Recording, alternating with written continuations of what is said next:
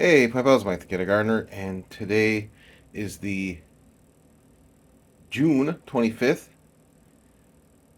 update to the hashtag Planter HGC 2024. It's the Planter Herb Garden Challenge 2024, and this is the final entry because we are done for this season. And life has been lifing, so I haven't been able to keep up with my herbs as much as I would like, but that's kind of the whole point of the collaboration is you don't quit, you keep dropping seeds. I had rabbits and all kinds of other setbacks, but I kept going, and that's the whole point of it is that you can always get something, especially if you keep trying. So some of the lessons, some of the kind of go over some of these herbs, and then go over the lessons that I learned. Some things loved being inside, some things did not take whatsoever. And then I kind of had the same thing with outside. And I'm going to, first, like I did last time, I'm going to record my inside, and then I'm going to go outside and show what's happening out there. So, as I promised last time, I was going to let these all go to seed because I want to, the inside ones, because it's an experiment and it's fun. I want to see what happens, especially like I said, I've been so busy. I'm remodeling almost every room in my house, um, and then plus other issues. Uh, I've been kind of having to neglect these things anyway, so I might as well let them go to seed and see what happens. So, as you can see, I've got this beautiful. My camera would focus. Got this beautiful flower right here. Really pretty. So yeah, so I'm letting these all go to seed. So I've got the epizote, I've got chervil, I've got chicory. There's all kinds of treasures back in here. So yeah, so I'm going to let those go to seed and collect the seeds. I think that'll be fun. Plus, I'm enjoying looking at the little flowers that pop up.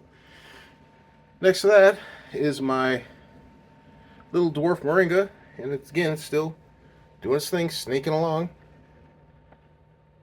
and that makes me happy.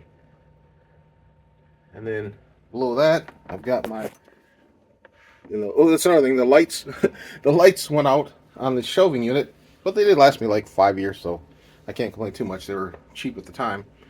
The under cabinet lighting that was full spectrum for growing plants. They all kind of croaked out on me, but I've ordered replacements. But I just haven't had time to install them, so I've got these lights here temporarily, so they're kind of blocking the view. Anyway, I've got my bloody dock down here, and I need to change out the well, either you need to take it outside or refill the nutrients, because this is the life. When you have something like this jug, I've not touched this for, well, this thing's been like, what, 4 months, 5 months, something like that, 4 months, and I haven't changed or touched the water at all.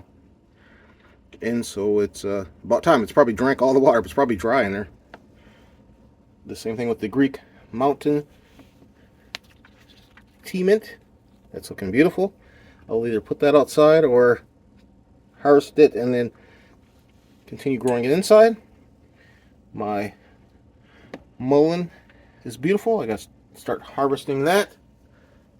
And then above here, I have restarted some lemon drop basil because I love it, and I'm letting the lemon drop basil outside go to seed and flower for the pollinators. But I love it. I want to eat it, so I have started some for, by the time this stuff is well, it's always edible, but by the time it goes to seed and flowers outside, I'll be able to eat some from inside. I will be back. So right here I've got a bunch of different types of basils. And I planted chives and parsley everywhere.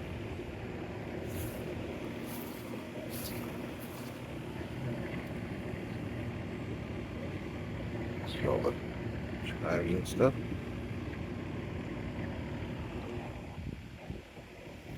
Here is the amaranth that I thought had passed, but it came back, which is awesome. Hey, bee friend, don't sting me.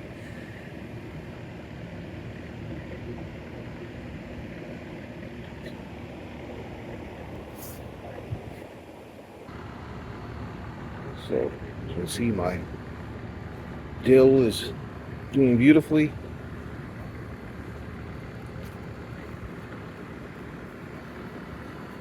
Sage, or it smells like sage and everything. So I got like dill everywhere. This was where my borage was, that something disappeared with. Not sure what this is, but like I said, every time something failed, I would redo.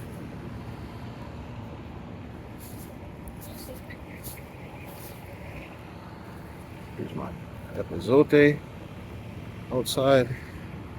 This is a different type of sage. So I got two kinds of sage. Smells good.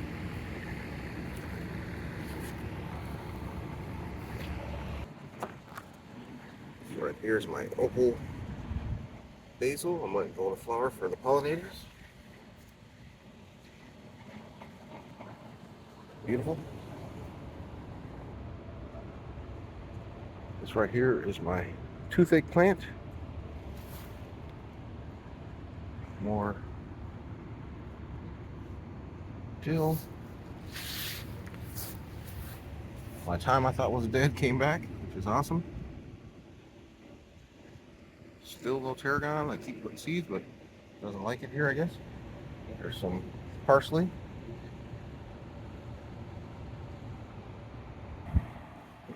So anyhow, the same plant can grow differently in different containers. This parsley here really loves this little plastic bed that's on the ground here. I'm ready to start harvesting that stuff, which is really cool. And I figured, what? Let's see, what is this? Oh, we got the anise there. Did not take inside, so I'm very happy it's taking outside.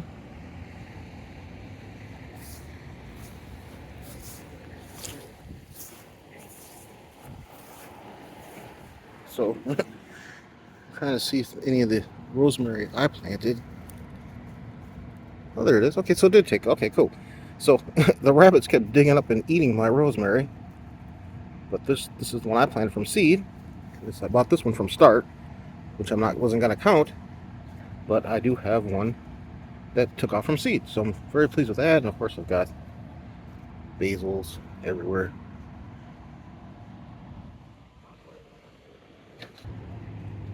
My wild arugula doing good. Very pleased with that. There's my chervil. Let's push that.